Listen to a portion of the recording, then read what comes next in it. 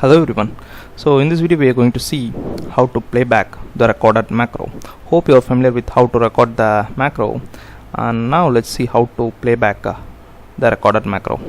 This is the script generated for our subroutine my first macro, and I'm going to show you how to execute this. But before that, you should restore this to old format.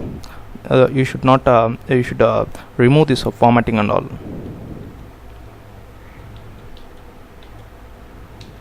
Now it's in old format, that is only data is exit, and using this code we are going to apply the formatting to this range A1 to B15. So if you want to run this macro, just click on this in the subroutine, and you can use the option run, or you can use this icon as well. So I'm just clicking on this icon. Here you will see all the formatting has been done. So this is one way of executing or running the macro, and you can also add a button here in this sheet if you don't want to go to the developer tab every time if you want to run this macro. So I'm just adding the shape and editing the text. Playback,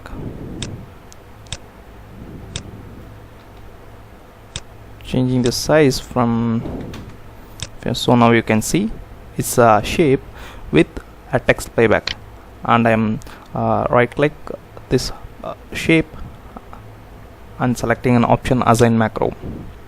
Here it will list the macros which get stored in the workbook. So as of now we are having only one macro, so it's just showing the my first macro. Click on that macro and macros in. So if you select all open workbook, what are all the workbook you have opened, and the macros which get stored in the all workbook will be listed here. If you select this workbook, it will list only the macro which gets stored in this workbook. So I'm just clicking this my first macro and click on OK.